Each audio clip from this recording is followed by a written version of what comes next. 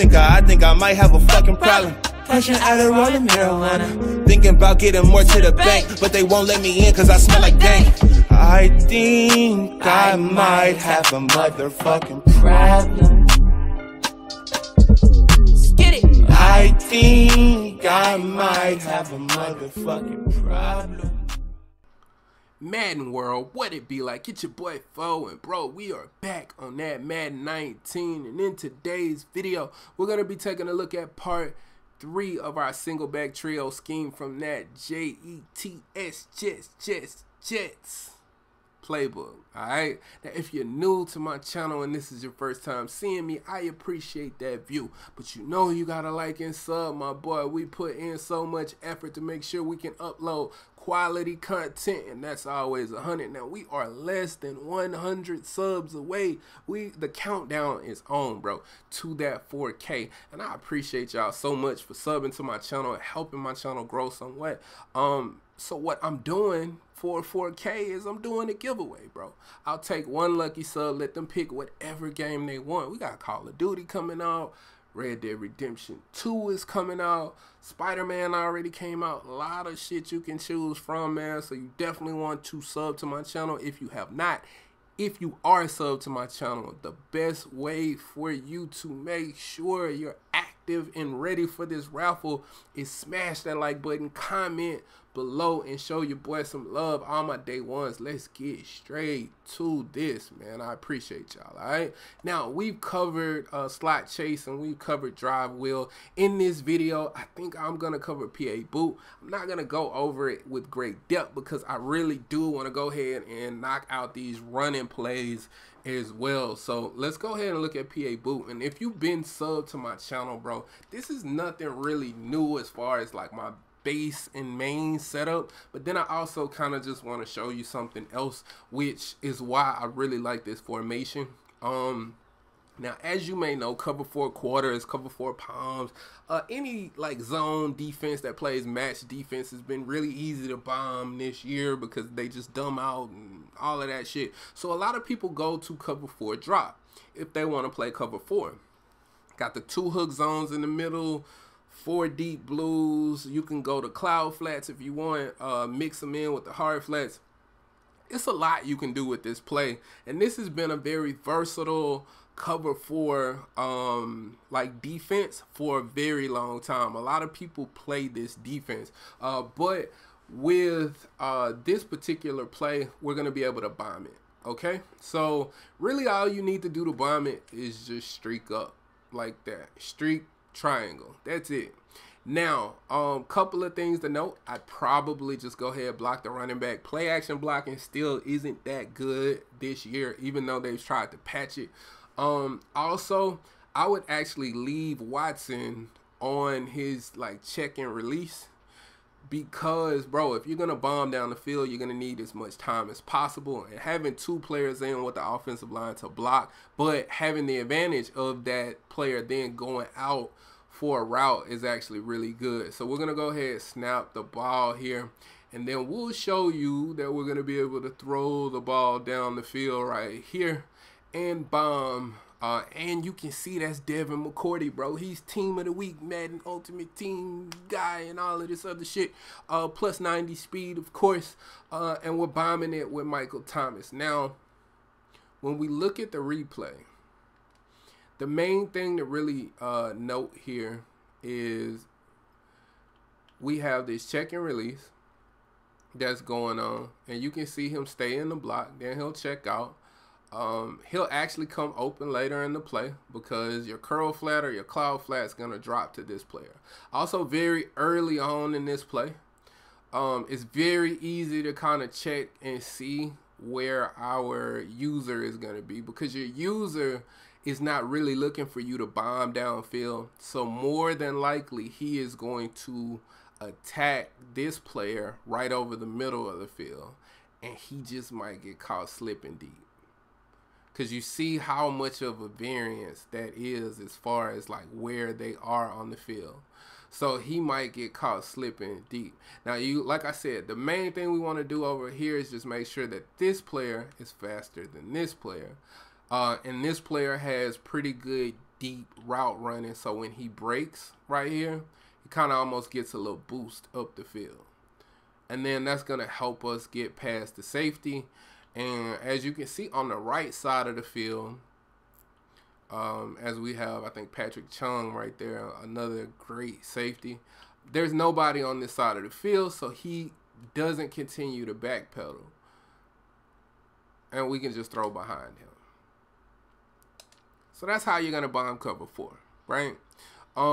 Now, your other setup would be simply to do what we've always done, which is fade the tight end, and then we drag the circle route. Now, we could do a number of other things to kind of show off and, like, confuse them and all this other shit, but you don't necessarily have to do that, right? You can just keep it very simple. This is going to give us that high, intermediate, and low read that we always like to get against any cover 4, cover 3. We can even make this work against cover 2 as well.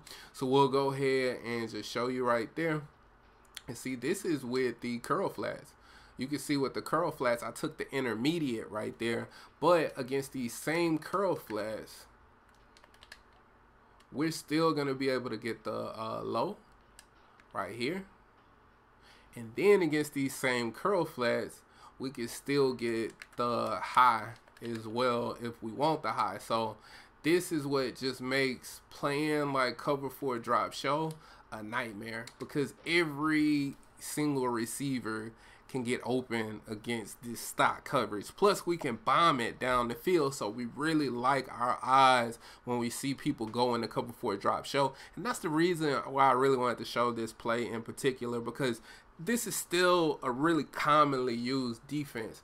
If they go to cover 2 right here, then one of the things that you can do is you can go back to this streak combination right here, and then you can streak or fade this guy. And then you can kind of, what I like to do with this is you can kind of, because remember in the other 2 plays we've shown you where we can do some motioning, we can do some more motioning and kind of throw them off. We can motion if we want, or put that player on the end or whatever. We can motion, bring him back over the middle of the field, and then look, we can go right underneath to this post route against the cover 2. What I like about this in particular is on the cover 2, this will work with or without the motion, but you can see that the deep blues are gonna go with the streak, and then this hook zone, he actually won't go with this player even if I don't have the streak. It just pulls him down and makes this even more open. You can see the mid read. Now this would be a mid read, and this mid read is gonna be running with this guy.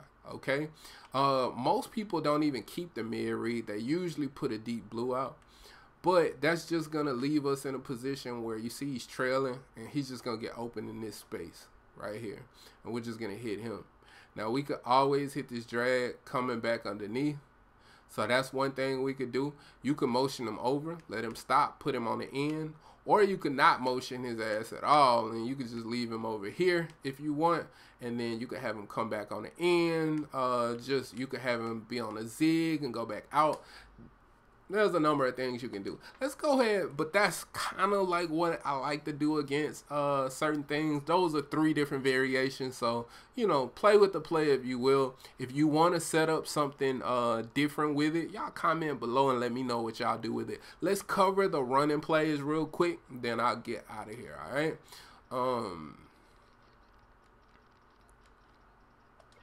Let me, where the fuck is my phone? Hold on. Got a message right quick.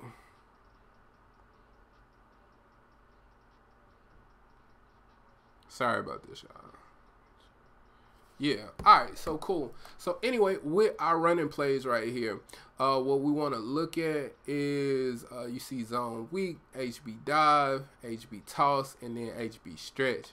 You can kind of mix in the delay as well, and then also keep in mind that your bubble screen can actually be, I like to throw screens and shit like that. I like to like keep them categorized as runs to me. So we're gonna call the HB toss, and then we're gonna call random plays. And then this is where I come back and I say, the motions are really good, but keep in mind you can actually run this play with no motion and have success with it. So I really like doing that, where I run it just with no motion at all, and then I have a lot of success with it. I like to run this play like that a lot. When I'm going between this and Singleback Tray, which I'll drop a video on just the 2 plays that I really run out of Singleback Tray, it's good to like go back and forth between that. Now, as you can see, I flip the play, so we can also bring it back here and look at all of the blocking you get. And you can see it right there. So that's another reason why I love this formation over Singleback Tray, because you just don't have the option to flip the run or playmaker to run to the opposite side. And as you can see, we playmakered that run and we just housed it, bro. So that's something that is that I really like about this. Now also, other plays that are good, we'll take a look at, and you can see I put all of the running plays already at quick audibles. You can look at Singleback zone weak. So let's go with zone weak. And zone weak is your zone running play, and it's really good, bro. I like it better than the dive, although I do think the dive's more versatile. This one you just get better blocking, I feel. So you can see where I'm running random plays and I'm just having success with this run a lot.